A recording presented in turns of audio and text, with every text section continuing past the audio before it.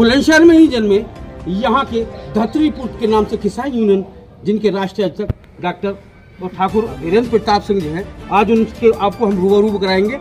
वो एक क्या नीति लेके आए। किसान यूनियन बुलंदशहर क्या, हिंदुस्तान में बहुत सारी किसान यूनियन है, लेकिन ये एक अलग संगठन इन्होंने किस तरीके से बनाया है कि यहाँ जो गरीबों को उठाने का जो काम कर रही है वो धीरेन्द्र प्रताप सिंह ने किया है। उनसे रूबरू करते हैं।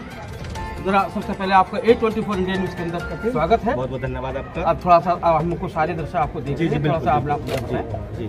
मैं ठाकुर धीरेन्द्र प्रताप सिंह, भारतीय किसान यूनियन भूमिपुत्र का राष्ट्रीय। जैसे किसान भारतीय किसान यूनियन नाम रखा है जी जी, और आप शायद जितना हमें संपर्क सूत्रों से मालूम हुआ कि इसी धरती मतलब हमारे जिला बिल्कुल पैदा हुए हैं। अब चाहे नोएडा में चौक हो, लेकिन यहीं का ही एक जो उमंग होती है वो है। तो आप क्या नीति लेकर यहाँ पर?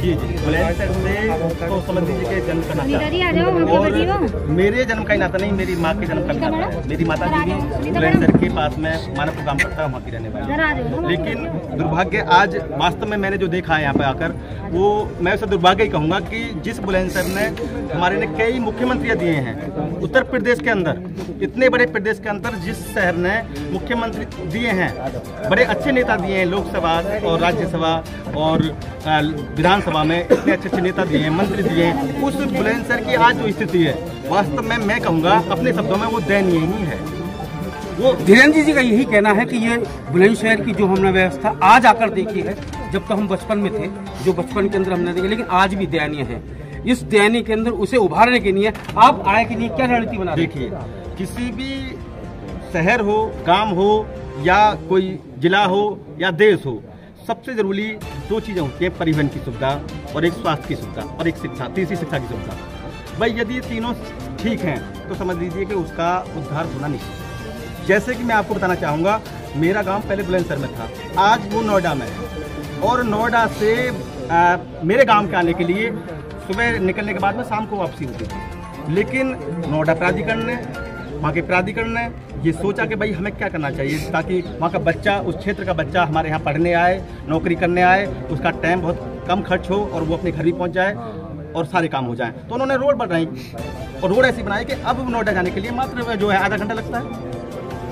समझ लीजिए कि दिन में आप वो 10 चक्कर भी लगा सकता है। धीरेन्द्र जी, जैसे कि बहुत सारी किसान यूनियन भी है, लेकिन वहाँ पर ये देखा जा रहा है कि थोड़ा भेदभाव का माहौल चल रहा है, गरीबी अमीरी चल रही है जी, क्योंकि मालदार के लिए तो सारे संगठन हर काम कर देते क्योंकि वहाँ पैसा भी होता है। जी जी जी। लेकिन एक ये तबका ऐसा है कि जो छोटी उसका है, जिनके ना पैसा होता है, सिर्फ उनकी जान होती है, उनकी नहीं आप क्या करें? देखिए, मैं अभी जो यहाँ जो प्राधिकरण बना हुआ है, मैं आपसे जानना चाहूँगा, प्राधिकरण तो बना हुआ है यहाँ पर बुलंदशहर प्राधिकरण, जो प्राधिकरण बना हुआ है वो यमुना प्राधिकरण और हमारे यहाँ का जो नोएडा प्राधिकरण है, उनके बीच में अभी वार्ता चल रही है।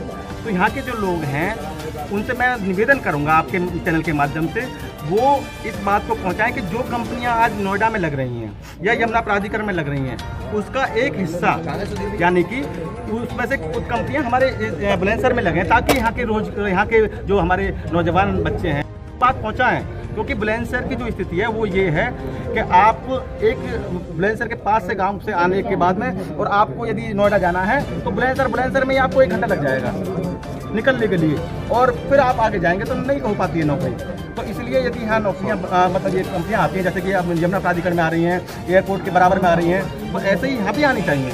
तो मैं माननीय मुख्यमंत्री धीरज जी का यही कहना है, यही कहना है कि अपनी आवाज़ उठाने के लिए खुद भी उठना पड़ेगा, और हमारा संगठन उनका हर तरीके से साथ है, बिल्कुल साथ है, बिल्कुल साथ है, 101% साथ है। और आपके ऐसे नहीं, दिन में ही रात में भी यदि आप बुलाएंगे, रात के 12 बजे बुलाएंगे तो हमारा संगठन आपके साथ रहेगा।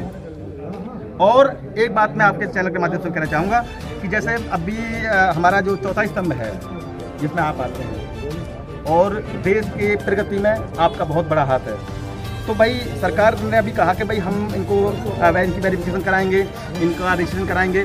बिल्कुल कराएं, बहुत अच्छी बात है, बहुत अच्छा नियम है। लेकिन मैं सरकार से एक बात कहना चाहूँगा आपके चैनल के माध्यम से, सभी चैनल आपके जितने भी भाई यहाँ हैं, पत्रकार बंधु, उनके सबके माध्यम से, कि सरकार रजिस्ट्रेशन तो करा रही है, वेरिफिकेशन करा रही है, बहुत अच्छी बात है। लेकिन इसके साथ साथ में जो अपनी जान जोखिम में डालकर आप जो सच्चाई उजागर करते हैं, जो आप तक बात पहुँचाते हैं, उनके लिए सरकार, उनके बच्चों के लिए सरकार को कुछ सोचना चाहिए। भाई अभी मैंने देखा कि जम्मू कश्मीर में आपके कई पत्रकार को गोलियां लगी या कहीं कई पत्रकार आहत होते हैं, चोट लगती है उन्हें, तो उनके लिए सरकार की कोई व्यवस्था नहीं है, केवल आप की व्यवस्था है। उनके पत्रकारों के लिए कुछ अवश्य बिल्कुल 101%। किसान भी तो हमारे भाई हैं, किसान भी तो हम में से ही हैं, मतलब पत्रकार भी तो हम में से ही हैं भाई, वो भी तो हमारे भाई हैं। तो उनके लिए भी हम ये कहेंगे कि सरकार उनके बारे में भी कुछ सोचे, उनके लिए भी कुछ ऐसी योजना निकाले है। आप देख रहे थे A24 इंडिया न्यूज। ऐसा है जाओ तो सब मैं वही तो करता